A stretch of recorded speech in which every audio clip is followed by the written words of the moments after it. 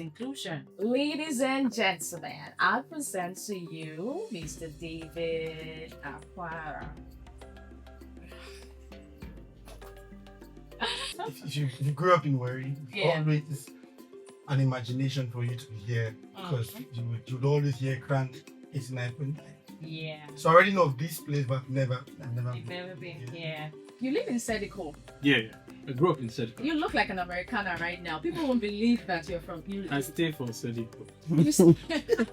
No, you stay for Sedico. Yeah. Oh wow. So at what point did you guys leave the country? Did you leave?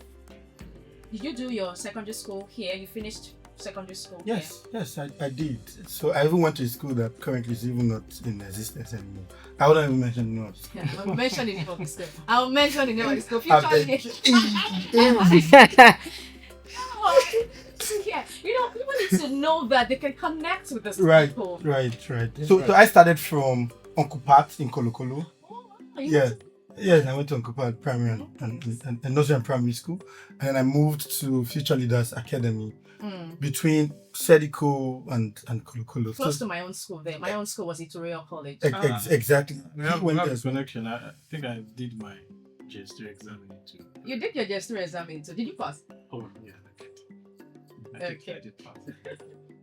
It's, Awesome. it's great to see the connection.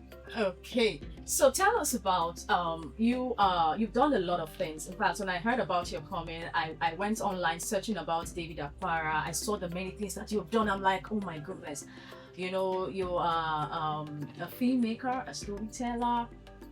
How did all of that start? In 2 minutes, can you walk us through how you were able to navigate? Did you do your first degree in Nigeria? I started it, but I did not complete it. I went to Ghana. So, I've said this a lot of times that I had a father. His name is Lucky Akwara of blessed memory. Okay. He shared stories with me. I think that my father is the best storyteller that the world has. So at home, he told us stories. What he didn't know was that he was planting a seed that would become this David Akwara that you said had done the things that you just read up. Right. I was supposed to be a lawyer. That was the goal. Because I was vocal as a child. At that time, I needed to also go improve my vocabulary, my tenses. So the best way to do that is acting. So there was a drama group in Sedico. After drama group, I was seeing my cousin. There's a drama group in Sedico. And when they were asking everybody, why are you here? I said, I'm here to improve my vocabulary. And everybody was surprised because other people were saying, I'm here to be an actress, an actor, director. So I said that was the goal. In doing that, I didn't realize that the reason why I wanted to be a lawyer was because I saw the late Gadi Fayemi, the legal icon who spoke for ordinary people, who was a human rights advocate. That's the reason why I wanted to be a lawyer anyways.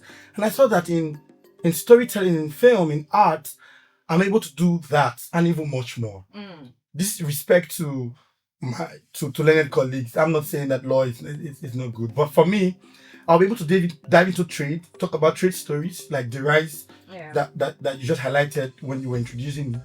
I could talk about medicine, I could talk about tech, I could talk about anything through art. So that's how it all started for me. So it's first, my father telling me stories, and not just stories about Kolokolo or Sedico, but stories about other African countries that he has been to. Oh wow. So that's even what formed my interest when it was time to go to a higher institution.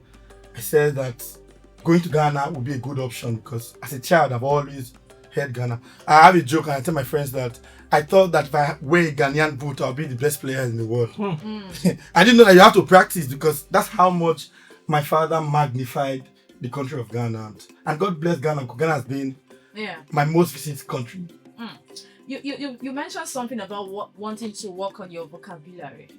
Did you achieve that? It's something very rare. People right now don't want to think about how to improve themselves in terms of working on themselves. Did you achieve that when you joined the drama team or group? I did extensive. I think that's where I even built confidence because I was one of those guys that I can talk in my closet, but when I'm in front of other people, I can't say anything.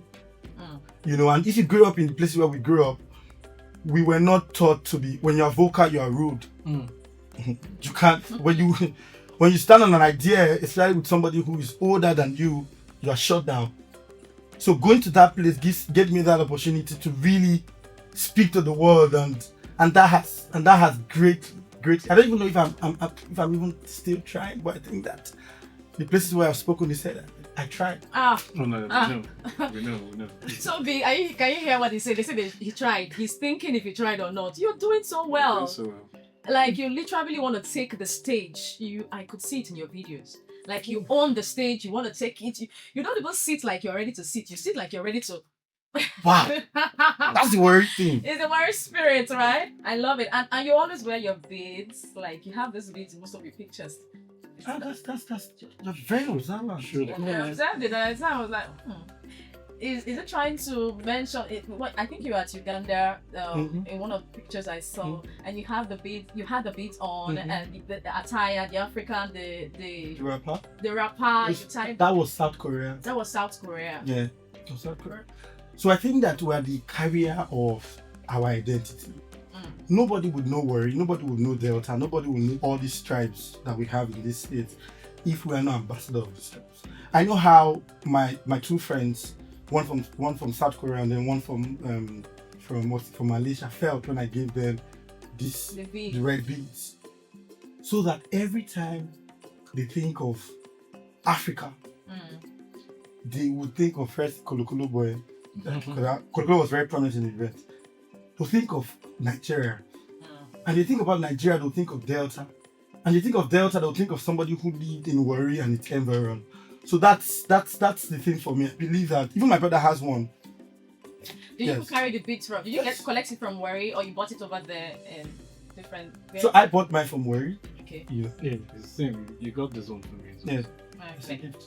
So that means it's all right. So tell us about. We'll give you one. You give me one. Exactly. I think I need one. Okay, so Toby, tell us about. People always think that school is scam.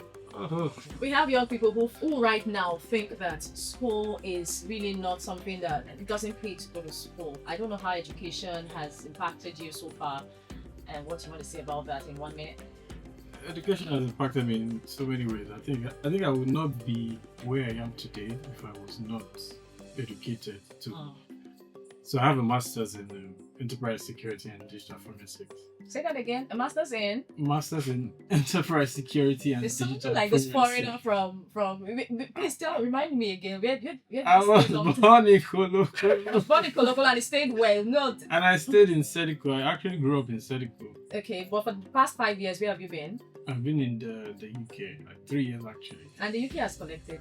Oh my God. No, they haven't actually. The UK has collected you. For a while, but I mean, I'm here often, so okay, that counts.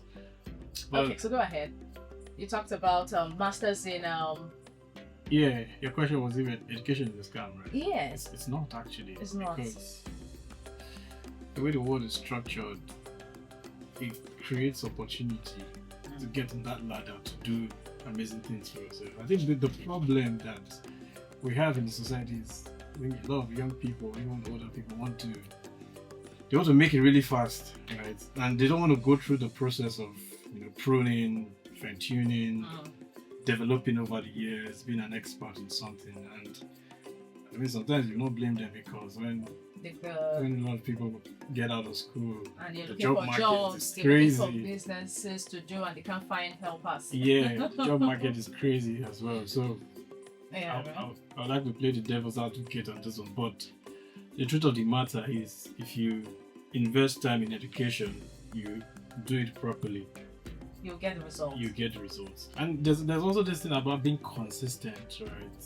Every major person that has made something out of their life, there's always this element of consistency. The musicians, when you hear their